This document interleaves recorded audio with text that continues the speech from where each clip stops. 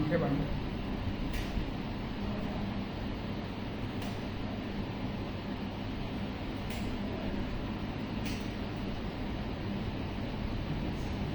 ओम नमो भगवते वासुदेवाय। ओम नमो भगवते वासुदेवाय। ओम नमो भगवते वासुदेवाय। नारायणं नमस्कृत्य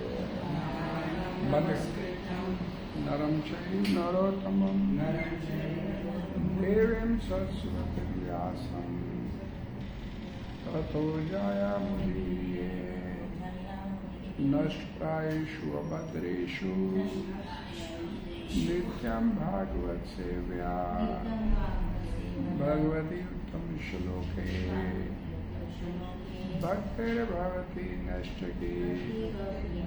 कृष्णाय वासुदेवाय देवकी नंदनाय च नंदगोपकुमाराय गोविंदाय नमो नमः। चर्चा करेंगे भगवद गीता यथारूप अध्याय 7 श्लोक संख्या नंबर 7। निकल गए। मथा प्रत्रम नान्य किंचिता अस्ति धनंजय मयि सर्वम इदं प्रोतम सूत्रे मणिगणा एव। मता मुझसे परे, प्रत्रम श्रेष्ठ, न नहीं, अन्यथा किंचित अन्य कुछ भी, है धनंजय हे धन के विजेता। मैं मुझ में सर्वम सब कुछ, इदम यही जो हम देखते हैं, प्रोतम गुथा हुआ, सूत्रे धागे में, मणिगणा मोतियों के दाने, एव सदृश। हे धनंजय मुझसे श्रेष्ठ कोई सत्य नहीं है। जिस प्रकार मोती धागे में गुथे रहते हैं उसी प्रकार सब कुछ मुझ पर ही आश्रित है। तात्पर्य इस वाणी के जगत गुरु श्री प्रभुपाद जी द्वारा सरल स्पष्ट है, ध्यान से सब पढ़िएगा, सुनिएगा। परम सत्य साकार है या निराकार, इस पर सामान्य विवाद चलता है। यहाँ तक भगवत गीता का प्रश्न है। परम सत्य तो श्री भगवान श्री कृष्ण है और इस बात की पुष्टि पद पद पर होती है। इस श्लोक में विशेष रूप से बल है कि परम सत्य पुरुष रूप है। इस बात की भगवान ही परम सत्य है। भरण संहिता में भी पुष्टि हुई है। ईश्वर परमा कृष्ण सच्चिदानंद विग्रह परम सत्य श्री भगवान श्री कृष्ण ही है, जो आदि पुरुष है, समस्त आनंद के आगार गोविंद है और वे सच्चिदानंद स्वरूप है।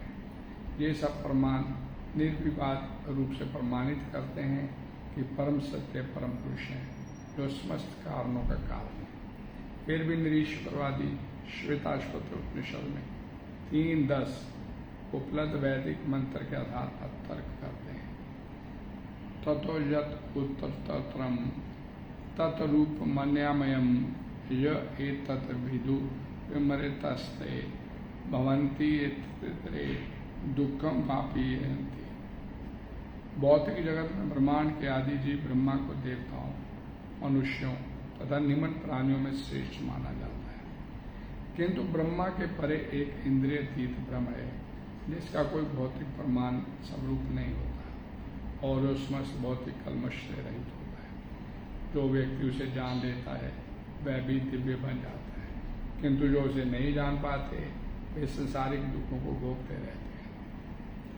निर्विशेषवादी अरूपम शब्द पर विशेष बल देते हैं, किंतु यह अरूपम शब्द निराकार नहीं है, यह दिव्य सच्चिदानंद स्वरूप का सूचक है, जैसा कि ब्रह्म संहिता में वर्णित है और ऊपर उद्धृत है श्वेताश्वतर उपनिषद के अन्य श्लोकों 3, 8, 9 से भी इस बात की पुष्टि होती है। वेदा अहम एतम पुरुषम महानतम आदित्य वर्णम तमसा प्रस्ताव तमेव विद्वानति मृत्युम इति नान्य पंथा विद्यते अयोजनाय यस्मात् परम न परमस्ति किंचित यस्मात् नान्यो नो जायोस्ति किंचिता वृक्ष एवं स्तब्धो देवी तिष्ठति एकम तेनेदम पूर्णम पुरुषेण सर्वम।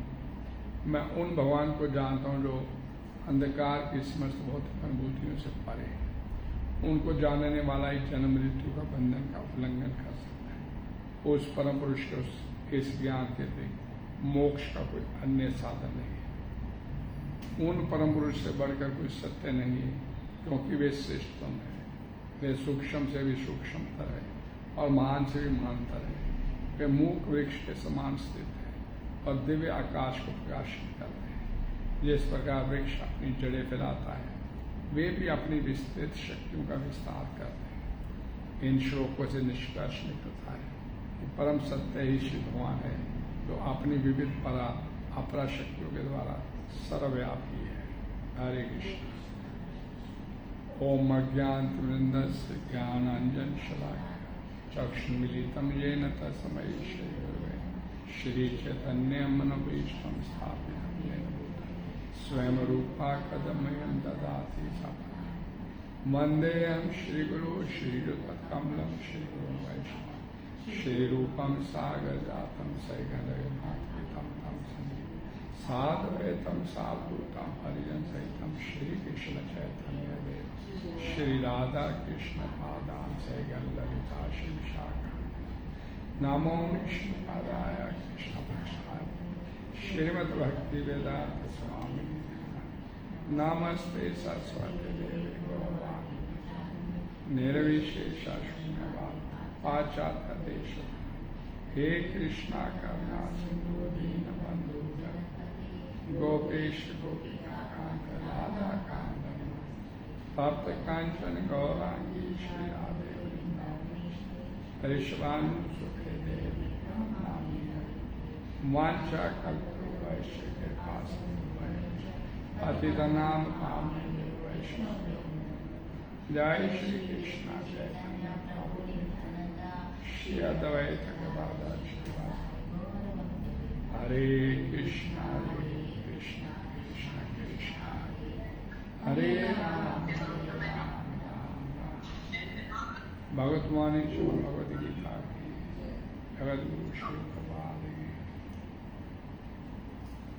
मता परत्रम न अन्य किंचित अस्ति धनंजय मयि सर्वम इदम प्रोतम सूत्रे मणिगणाई। हे धनंजय, मुझसे श्रेष्ठ कोई सत्य नहीं, और जिस प्रकार मोती धागे में गुथे रहते हैं उसी प्रकार सब कुछ मुझ पर ही आश्रित है। भगवान अपना जो ज्ञान अपने बारे में जो जानकारी दे रहे हैं उसकी चर्चा मता परत्रम नान्यथा किंचित अस्ति धनंजय। भगवान अर्जुन को संबोधित करते हुए धनंजय कहते हैं मेरे सिवाय दूसरा कोई कारण ही नहीं, और मैं ही सब संसार का महाकारण, सर्व कारण कारणम मैं ही हूँ। वायु आकाश से उत्पन्न होती है, आकाश में रहती है और आकाश में लीन हो जाती है। यानी कि आकाश के सिवाय वायु की कोई अलग सत्ता नहीं है। उसी प्रकार ये संसार भगवान से उत्पन्न हुआ, भगवान पे टिका हुआ है और भगवान में अंत में आके लीन हो जाता है परलय के साथ। अर्थात भगवान के सिवाय इस संसार की कोई अलग स्वतंत्र सत्ता नहीं है। और प्रत्रम का मतलब मूल कारण मैं ही, और कोई नहीं है। जो सबसे पहले यहाँ परपाई ने इस बात को विशेष उल्लेख किया इस तात्पर्य में कि यहाँ पर भगवान जब ये बोलते हैं मेरे ऊपर टिका हुआ है, तो जो निराकार और साकार वाली लड़ाई यहाँ पर खत्म हो जाती है। भगवान साकार हैं और इसलिए यहाँ पर बोलते हैं कि जैसे मोती टिके हैं सूत के धागे में, मेरे ऊपर ये सारा संसार टिका है। भगवान बुद्ध एक व्यक्तित्व द्वारा ये बात बोली जा रही है कि मेरे ऊपर टिका, तो इसमें भगवान साकार है, जो सामने खड़े अर्जुन के और ये बात उनको बतला रहे हैं। और शिला प्रभाई ने इसको बड़े प्रमुखता से अपने इस तात्पर्य में लिया। विशेष बात कि जहाँ हम अभी पढ़ के थे यहाँ पर श्रीमद् भगवद गीता के 7वें अध्याय में, कि दूसरे श्लोक में भगवान ने 7वें अध्याय के दूसरे श्लोक में बोला था कि मैं ज्ञान विज्ञान सहित तुम्हारे को बताने जा रहा हूँ, इसके बाद तुम्हारे पास जानने के लिए कुछ शेष नहीं बचेगा। आप शिष्यते, दूसरा श्लोक। और यहाँ पर कहते हैं मेरे सिवाय दूसरा कोई अन्य है भी नहीं, जानने के लिए कुछ नहीं बचेगा, प्लस मेरे सिवाय दूसरा कोई सृष्टि में है भी नहीं, जिसके ऊपर ये सारा कुछ टिका हुआ है। और न अन्यथा किंचित अस्ति, ये कैसा नाम लेते हैं, जहाँ पर भगवान यहाँ पर एक बात बोलते हैं, मता प्रत्रम के साथ जब बोला मई सर्वम इदम करोति, कि मेरे ऊपर ही जैसे मनी धागे में गुथी होती है, मेरे ऊपर टिकी है। और आगे जाके भगवान यही बात बोलेंगे वासुदेवा सर्वम, सब कुछ भगवान ही है, वासुदेवा सर्वम, इसी अध्याय में आ गया।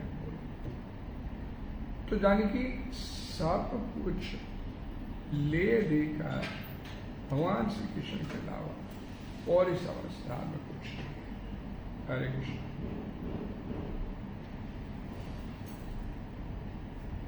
सूत में मनियों की तरफ प्रेरणा, अर्थात पूरे संसार में मैं ही व्याप्त हूं,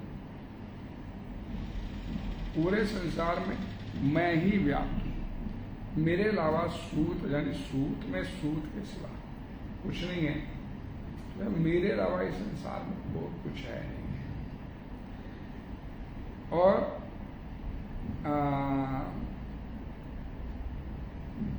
ये एक बात होती है कि मैं पहले भी बोल चुका हूं कि भगवान के अलावा और कुछ है नहीं है। श्रीमद् भागवतम पुराण में दूसरे स्कंद के 9वें चैप्टर में ब्रह्मा जी को बताते हैं।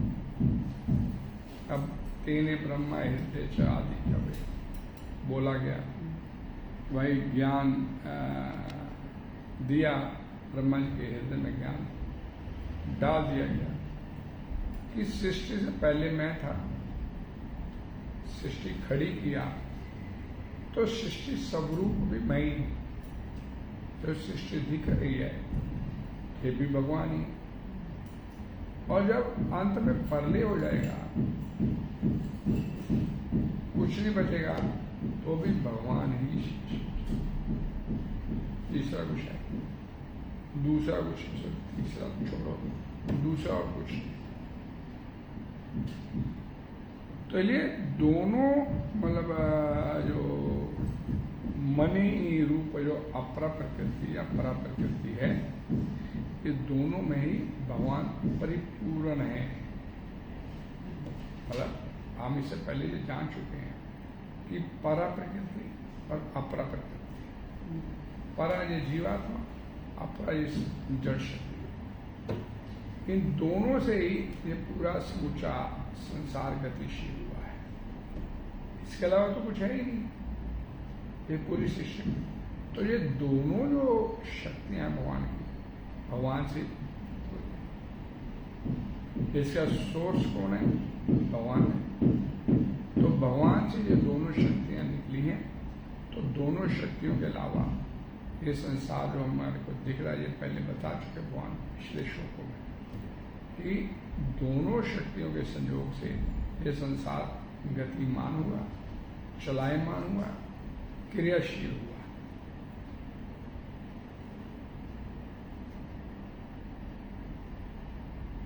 हरे कृष्णा हरे कृष्णा।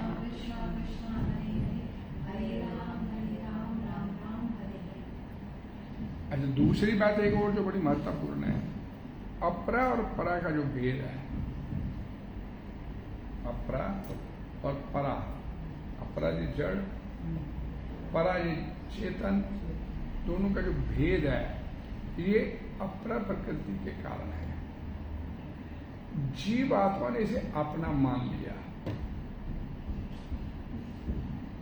हमने इसके साथ संबंध जोड़ लिया, उसने अपना संबंध आपके साथ नहीं जोड़ा। ध्यान से समझिए इसको। जीव आत्मा ने इसको महत्व दिया, हमने माया को महत्व दिया, माया ने हमारे को महत्व नहीं दिया। माया तो आपको दुत्कार दी है, लताड़ रही है और डंडे चला रही है, लेकिन हमने अपरा को महत्व दे दिया, हमने अपरा को मान लिया कि ये है कुछ। और दूसरी बात, अपरा ने आपको महत्व नहीं दिया। मैं हमेशा एक बात बोलता हूं कि ये गिलास नहीं आपको बोलता कि मैं आपका हूं, नोटों की गड्डी नहीं बोलती आपकी कि मैं आपकी हूं, लेकिन हमने इसको महत्व दे दिया, उसने भी हमारे को महत्व दिया। और इस वजह से अपरा को महत्व देने से ये सारा जीवात्मा जो है क्या से बोलते हैं, एक श्लोक आता है श्रीमद् भगवद गीता में, कारणम गुणो संगोस्य सत असत योनि जन्म, कि इन तीन गुणों को अपना प्रकृति से बोलते हैं माया, माया के बोलते हैं सत्वगुण, रजोगुण, तमोगुण का मेल। हम इन तीन गुणों को महत्व देने के कारण, कारणम गुणों संगोस्य, इन तीन गुणों के साथ अपनी आसक्ति करने से के कारण सत असत योनि जन्म, हम सत और असत योनियों में भड़कते चले आ रहे हैं। कभी देवता की योनि में चले जाते हैं और कभी कीट मकोड़े की योनि। अर्थात हमारे द्वारा अपरा प्रकृति को महत्व दिए जाने से, और अपरा प्रकृति को महत्व कितना दे दिया कि उसमें सुख ढूंढने का प्रयास, अपरा प्रकृति। और अपरा प्रकृति में सुख भगवान बोलते ना, ये पहले बता चुके हैं, पहले दूसरे तीसरे श्लोक में, कि अपरा प्रकृति जो है ये निकृष्ट है और परा जो है ये श्रेष्ठ है। जीवात्मा श्रेष्ठ और अपरा निकृष्ट, माया निकृष्ट। तो हमने, पराशक्ति ने, जीवात्मा ने, हमने अपरा को महत्व देकर उसमें सुख ढूंढने का प्रयास किया। यानी आप इस बात को दूसरे तरीके से समझें कि एक अच्छी श्रेष्ठ शक्ति जो है वो घटिया चीज में सुख ढूंढने का प्रयास है। भगवान बोलते जब आप कि अपरा निकृष्ट है और परा श्रेष्ठ है, तो जो श्रेष्ठ शक्ति है ये, अब ये बॉडी है, ये जड़ है, ये एक्टिव क्यों हुई? जिसमें चेतना आ गई, चेतना आ गई, जिसमें आत्मा प्रवेश कर गया। अदरवाइज क्या बोलते हैं कि ये जड़ है और जैसे आत्मा इसको छोड़ेगी ये धड़म से गिर जाएगी, खत्म खेल। तो हमने इस निकृष्ट शक्ति में, आप दूसरा शरीर है और दूसरे शरीर में निकृष्ट उसमें शक्ति में सुख ढूंढने का प्रयास है। यही मार खानी शुरू है। हम श्रेष्ठ शक्ति निकृष्ट में सुख, इट इज नॉट पॉसिबल, संभव नहीं है। कि एक बढ़िया चीज हल्की चीज में सुख, और आत्मा पार्ट ऑफ परमात्मा, आत्मा ये पार्ट ऑफ परमात्मा, ममय वंशो जीव लोग भगवान बोलते हैं। तो इसको सुख कहाँ मिलेगा? परमात्मा के संयोग से। लेकिन ये संयोग कहाँ जोड़ बैठी? अफरा में, माया में। ये शरीर जो है ये माया जनित है, मायावी है। भगवान इस बात को बोलते हैं कौन से श्लोक में? शरीर को मायावी कौन से श्लोक में बोलते हैं? ब्राह्मण सर्वभूतानि यंत्रोड़ानि माया है। माया से बने हुए शरीर रूपी यंत्र के अंदर जैसे जीव इच्छा करता वैसे वैसे भ्रमण करवाता। आज जीव आत्मा इच्छा करता निकृष्ट शक्ति में सुख ढूंढने की, मतलब भाई ढूंढ के देख ले, लगाया हुआ उधर। हम लोग लगे हुए हैं माया में सुख ढूंढने के प्रयास में। ब्राह्मण सर्वभूतान, सभी जीवों को भ्रमण करवा रहे हैं। और क्यों करवा रहे हैं? क्योंकि सभी माया में सुख ढूंढना चाहिए, और माया जो है नहीं उसमें सुख ढूंढ रहे हैं। आज जड़ शक्ति में कैसे सुख मिलेगा? How it is possible? Not possible. लेकिन लगे हैं और जन्म जन्मांतर बीत गए हमारे इस संसार में, बार बार जन्म लेते हैं, बार बार मरते हैं, बार बार जन्म लेते हैं, बार बार मरते हैं, लेकिन अभी तक तो सुख मिला नहीं, अभी तक तो मिला नहीं। और लेकिन प्रयास जारी है, प्रयास जारी है सुख ढूंढने। यानी कि जन्म जन्मांतर हो गए, अभी तक नहीं मिला सुख, फिर लगे हुए। भगवान भगवद गीता में बोल दिए मामुपेते पुनर्जन्म दुखालय में शाश्वत, दुखों का घर। अब भगवान इसे दुखों का घर बोल दिए, तो उसके बावजूद इस संसार में फिर सुख ढूंढने का प्रयास करें। यानी कि ये पराशक्ति, ये तटस्था शक्ति बोलते हैं। ये दो शक्तियों के बीच में बैंगन की तरह इधर लुढ़कती है, कभी उधर लुढ़कती है। अतरंगा शक्ति और बहिरंगा शक्ति। अतरंगा शक्ति भगवान की योग माया शक्ति, यानी भगवान की कंट्रोल, और बहिरंगा शक्ति माया का कंट्रोल। अब ये कभी भगवान की तरफ भी चल पड़ती है और कभी माया की तरफ चलती है। और इन दोनों के बीच में चलने पर क्या क्या रही है? ये सुख ढूंढने का प्रयास करती है।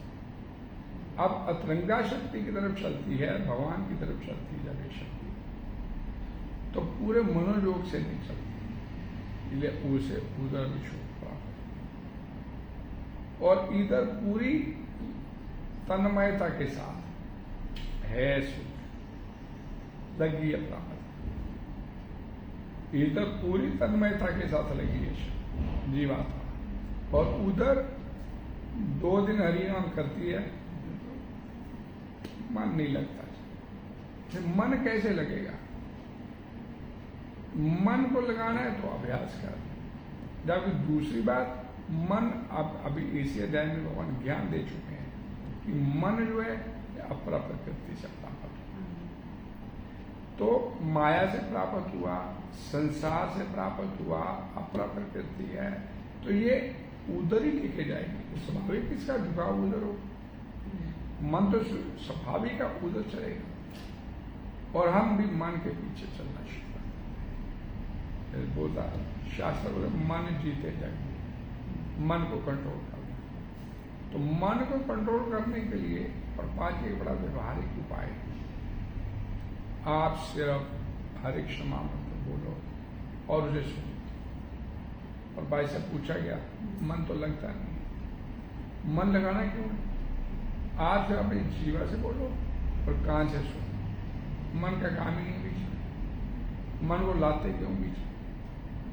आपको एक प्रोजेक्ट दे दिया, भाई बोलना है और सुनना है। तो इसलिए मन को नहीं लगाना है, खुद लगना है। मन से श्रेष्ठ बुद्धि, बुद्धि से श्रेष्ठ आत्मा। नहीं, आत्मा लगेगी, मन बुद्धि तो आपको मिले हुए हैं, तो आपके पीछे पीछे चलता है।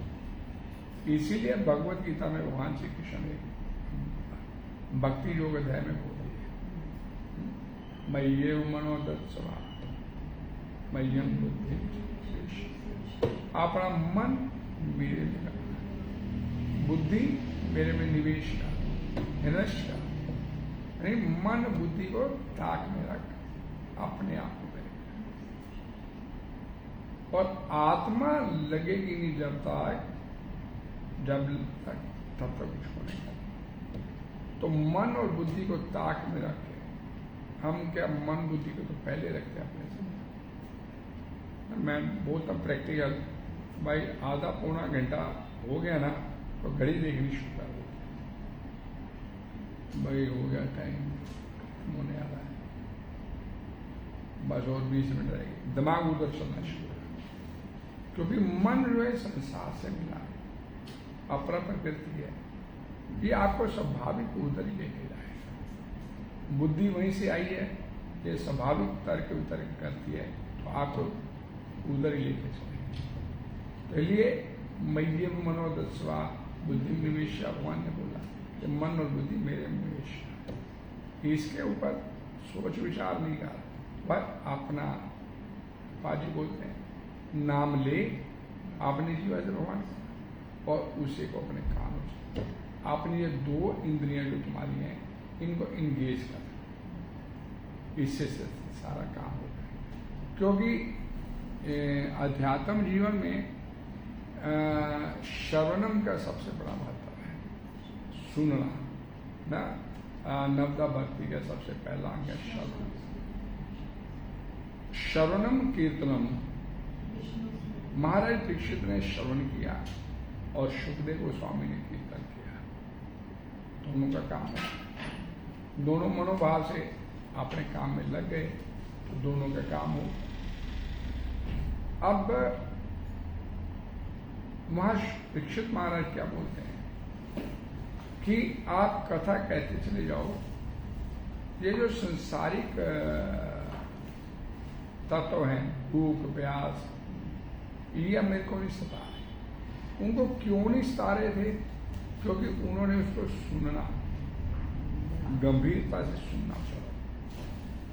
जब आप अध्यात्म को गंभीरता से लेते हैं, आपके अंदर ये भाव होता है कि मेरे को सुनना है। आपको ये पता चल जाए कि मेरा सुनने से मेरा निर्वाह होगा और इसके अलावा निर्वाह नहीं होगा, तो स्वाभाविक आप करो। लेकिन प्रॉब्लम क्या है कि निर्वाह करने की जो प्रॉब्लम है, निर्वाह तो हम कर ही नहीं रहे, गुजारा नहीं कर रहे हम अध्यात्म में, टाइम पास कर रहे। 1 घंटे का टाइम अच्छा लगा देते हैं, टाइम पास करने का प्रयास। और निर्वाह करने का मतलब है मेरा निर्वाह श्रवणम के बिना नहीं होगा। भाई मेरे को श्रवणम के बिना निर्वाह नहीं होगा, मतलब मेरा कल्याण नहीं होगा, सुनूंगा नहीं तो मेरा।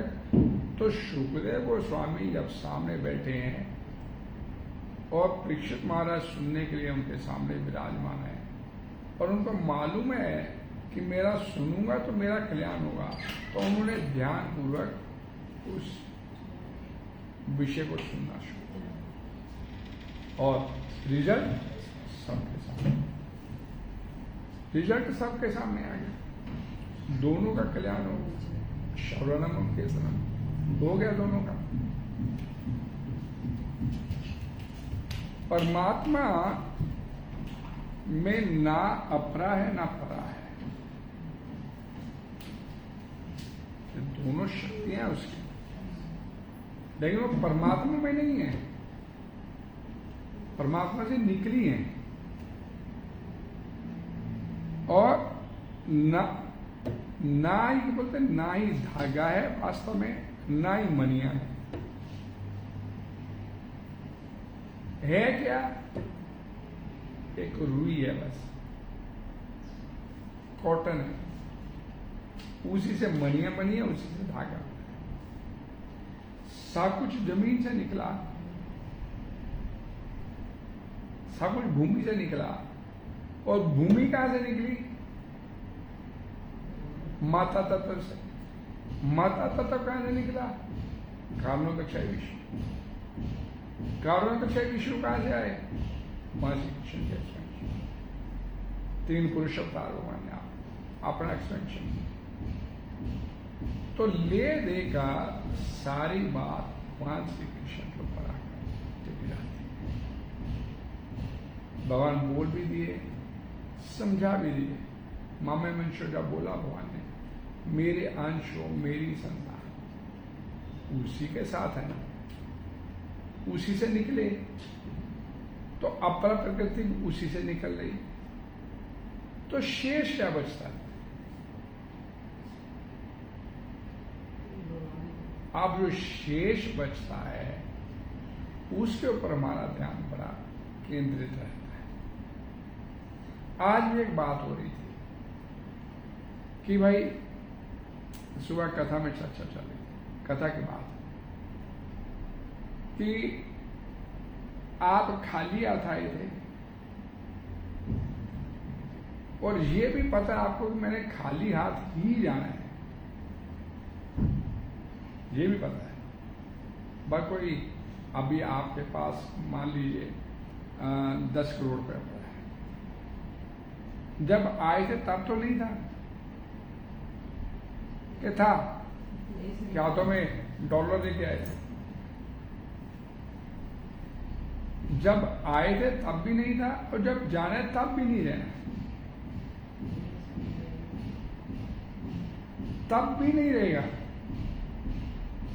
तो फिर ये इकट्ठा किसके लिए किया? इतना जोड़ा किसके लिए? जब जाना ही बिल्कुल खाली हाथ है। बोलते ना, दार्शनिक बोलते हैं कफन की जेब नहीं होती, तो फिर जोड़ किस लिए रहे? जोड़ पता किस लिए रहे? कि माया से भ्रमित होकर बैठे हैं और अपना लोक परलोक खराब करने के लिए जोड़ रहे हैं। इनफैक्ट अपना लोक परलोक और खराब करने के लिए हमने जोड़ने का ये धंधा शुरू किया है। और ये बात अपनी समझ में नहीं आ रही। भाई आप आए संसार में तो उसने सब कुछ मुहैया किया, आप अपनी मर्जी से कुछ मुहैया कर किया, आपने आपको मिला। क्या चीज आपको अपनी मर्जी से मिली? माता मिली आपकी मर्जी से, आपको पिता मिला आपकी मर्जी का, पति मिला, पत्नी मिली, क्या मिला आपको अपनी मर्जी से? एक भी चीज बता दीजिए आपको अपनी मर्जी से मिली। और फिर इतनी सी बात हमारी समझ में नहीं आ रही कि हमारी मर्जी कहीं नहीं चल रही। कहीं कोई ये बता दे कि मेरी मर्जी से ऐसे हो गया तो भी मान ले। और इतनी बार भगवत गीता पढ़ने सुनने के बाद भी अगर हम लोग इस भगवत डॉक्टरी पढ़ते हैं, MBBS किया, इंजीनियर बना, CA किया, तो सब कुछ ज्ञान होता है डॉक्टरी के बारे में। और इधर सारी उम्र निकल जाती है भगवत गीता पढ़ते हुए, लेकिन अभी फिर भी ज्ञान, इतना सा ज्ञान भी नहीं हो पाता। सारी उम्र निकल जाती है भगवत गीता पढ़ते हुए, एक ही किताब। क्यों ऐसे होता है? क्यों नहीं पल्ले पड़ती ये चीज, दिमाग में क्यों नहीं बैठती हमारे? क्योंकि कभी भी इसको मनोयोग से, ध्यान गंभीरता से, अध्यात्म को कभी भी गंभीरता से नहीं लिया। और फिर वही बात आ जाती है कि आते हैं मंदिर में, आते हैं भगवत गीता पढ़ने सुनने, भागवत सुनने, किस लिए? 8वां नाम अपराध है,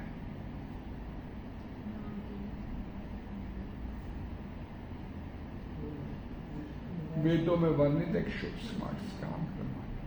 चलो ये मंदिर जाते हैं, भगवद गीता पढ़ लेते हैं, सुन लेते हैं, तो एक पुण्य कर्म तो हो ही जाता है, काम कर्म तो हो ही, तो कुछ तो लाभ मिल जाएगा, लाभ कुछ भौतिक उपलब्धि मिल जाएगी, लेकिन जो उपलब्धि चाहिए वो उपलब्धि नहीं प्राप्त हो रही। तो इसलिए ये पहली बार भगवद गीता हाथ में नहीं आई आपके। ये नहीं है कि पहली बार भगवद गीता आपके हाथ में इस जन्म में, पिछले अनंत जन्म हुए उनमें भी बहुत बार भगवद गीता आई, बहुत बार पढ़ी, लेकिन चूंकि हमने इसे गंभीरता से नहीं लिया अध्यात्म को, ले फिर बार बार वही पुनरपि जननम पुनरपि मरणम वही होता चला रहा है। ये भगवद गीता एक ऐसा ग्रंथ है जो आपको संसार सृष्टि की सबसे सर्वोच्च सफलता आपको दिला सकता है, सर्वोच्च सिद्धि आपको दिला सकता है। एक ये पतली सी कितने मोटे मोटे ग्रंथ पढ़ते हैं डॉक्टरी करने के लिए, सीए करने के लिए, इंजीनियरिंग करने के लिए, वो तो बड़ी गंभीरता से पढ़ लेते हैं, और ये एक छोटी सी 700 श्लोक है, ये पढ़ने के लिए उम्र लगा देते हैं तो हमारे को समझ में नहीं आता। इसीलिए नहीं आती कि मोमेंट्री फायदा लेने का प्रयास करें। चलो ये तो 4 श्लोक याद किए, चलो बोले, चलो बल्ले बल्ले हो गई, वाह वाह वाह वाह किया, समझ बहुत अच्छा है, बड़ा अच्छा इसको अब हो गया। ये इस तरह का विषय नहीं है, छोटी सी वाहवाही लेने वाला विषय नहीं है। भगवद गीता इस सृष्टि की सबसे सर्वोच्च सिद्धि आपको दिलवा सकती, आपको इस सृष्टि के मालिक के सामने जाके खड़ा कर सकती। ये भगवद गीता एक ऐसा ग्रंथ है, आपको सृष्टिकर्ता के सामने जाके खड़ा ऐसा ग्रंथ है, और हमें इसकी महत्व नहीं मालूम इसका भगवद गीता का। हम बड़े प्रेम से बोले थे, प्यार से, और इस संस्कृत में ना ये समझ में नहीं आती तो हम पढ़ते नहीं है, क्योंकि खोली नहीं कभी। तो भाई ये देखें नहीं, भाई ये परपाई ने भगवद गीता दिया है, ये संस्कृत का श्लोक है, उधर संस्कृत के एक एक शब्द का मीनिंग है, और उसके बाद फिर उस संस्कृत के श्लोक का अनुवाद है, और फिर उसके बाद हिंदी में अनुवाद है, उसके बाद हिंदी में व्याख्या करके बता दिया। और फिर ये कहा, जब कोई व्यक्ति ये कहता है ना, भाई पढ़नी तो चाहते हैं लेकिन समझ में नहीं आती संस्कृत है ना, इसका मतलब उस बेचारे के ऊपर दया आती है कि उन्हें खोली नहीं, उन्हें भगवद गीता खोली नहीं। वो अपने आप को जस्टिफाई करने के लिए, नहीं मेरा तो बड़ा मन करता है, किसको जस्टिफाई कर रहा है? उस दुनिया को जस्टिफाई कर रहा है जो खुद नहीं पढ़ रही। लेकिन अंदर भगवान हृदय में बैठे हैं, इस बात का एहसास नहीं किसी, इस बात का किसी को एहसास नहीं। भाई कोई गलत काम करते हैं तब ये थोड़े देखते हैं कि भाई कृष्ण अंदर बैठा देख रहा है, ये देखें कि आप कोई बात से आके देख रहा है, उससे डरते हैं क्योंकि इसको माना ही नहीं, इसको समझा ही नहीं हमने। जिस दिन ये बात समझ में आ जाएगी कि आपकी हर एक्टिविटीज के ऊपर कृष्णा की नजर है, स्वाभाविक है कि गलत काम करेंगे नहीं। आप गलत काम करते हैं क्यों? इस पे तो भरोसा। उधर देखते हैं तो ये पत्थर का, मेटल का विग्रह है, पत्थर है, और इधर की बात है, इधर तो सोचते भी नहीं, अंदर बैठा हुआ देख रहा है। वो तो आपके मन में भी आपने कोई अपराध किया ना, उसको भी जानता, लेकिन कभी इधर महत्व ही नहीं दिया। अध्यात्म को तो महत्व दिया ही, अध्यात्म को तो ये मान के चलते हैं, है भगवान तो है, लेकिन चलिए पुण्य क्रम हो जाएगा, कोई लाभ होगा नहीं, फिर लाभ की बात सोचते हैं। भगवद गीता की क्लास में आगे, जो क्लास में बैठे तो चलो सुनने का कुछ होगा लाभ, लेकिन वो लाभ नहीं चाहिए। वो लाभ चाहिए जो विरले लेने का प्रयास करते हैं, और विरला बनने के लिए हम लोग तैयार हैं ना भाई, विरला नहीं। अब कौन सी किताब में, कौन सी भगवत गीता में ये लिखा है बताइए कि भगवान की तरफ चलेंगे तो सब कुछ छोड़ना पड़ता है? किसमें लिखा भगवान ने? प्रभुपाद जी बोलते थे जो भगवान ने आपको दिया है उसे भोगो, आपको दिया है उसे, लेकिन उसका भोगने का जो केंद्र बिंदु है वो कृष्ण बनाओ। भोगने का जो केंद्र बिंदु है उसे कृष्ण बनाओ, कृष्ण के साथ सब कुछ भोग करो, उसी ने दिया तो भोग दिया उसने। कहां लिखा है कि सब कुछ छोड़ छाड़ो? और फिर दूसरी बात बड़ी महत्वपूर्ण, जब उसने छुड़वाना है तो आप में इतनी कुव्वत है उसको रोक लो। बताइए, आप भगवत गीता पढ़ो चाहे ना पढ़ो, आप अध्यात्म की तरफ चलो चाहे नहीं चलो, आप आस्तिक हो या नास्तिक हो, जब उसने छुड़वाना है तो आप में इतनी कुव्वत नहीं कि आप उसको रोक लोगे। ये बात नहीं समझ में, ये बात नहीं समझ में। इसलिए शास्त्र बोलते हैं जो आपके पास है भगवान ने दिया है उसे आप भोग करो। पहले तो बोला गया, रामायण में ये बात पढ़ी कि धन की 3 गतियां बताई गई। आपका धन संपत्ति है तो पहली सबसे उत्तम गति क्या है? उसे दान हो, भगवान के निमित्त, भगवान की सेवा। दान करने का मादा नहीं अंदर, फिर भोग लो, फिर भोग लो उसको। और दूसरी गति धन की क्या है? भोग लो। आप जब भोगा नहीं तो तीसरी गति क्या है? तिजोरी में पड़ी पड़ी कलेश का कारण बनेगी बात, कुछ नहीं है। आज चॉइस इज योर्स, क्या चाहते हो, क्या करना चाहते हो? लोक सुधार के हम निकलना चाहते हैं तो निकल, नहीं निकलना चाहते तो भाई भोगने, भोग ही लोग दिया है। हमारे एक परिचित है, यही मंदिर में यही बैठ के चर्चा, मैंने अपने बच्चों को बोला इतना कमा रहे हो, इतना कमा रहे हो क्यों?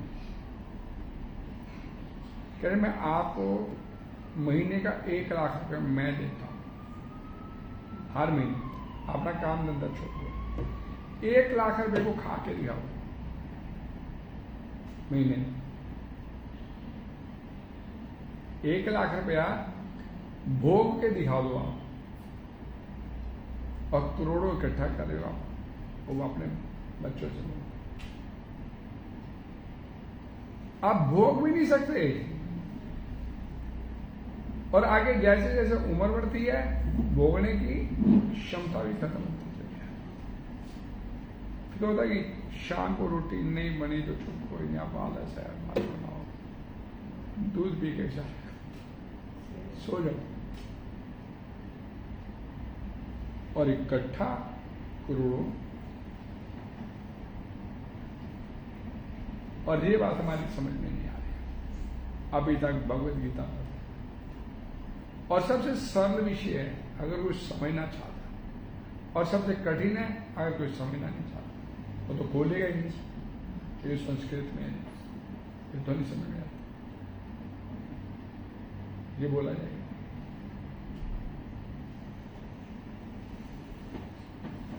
हरे कृष्णा कृष्णा कृष्णा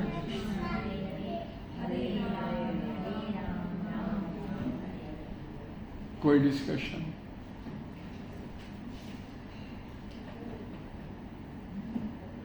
कोई सवाल? ऑनलाइन कोई सवाल, डिस्कशन?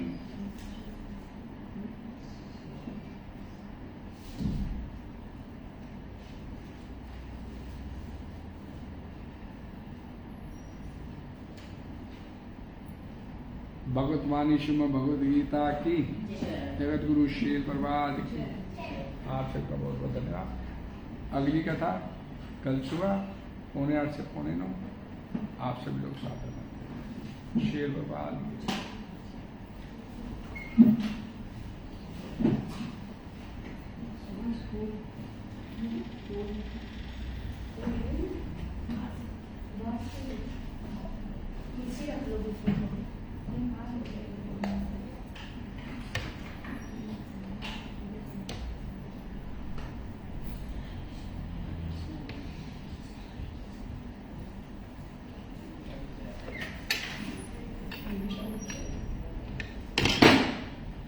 माता फोन ले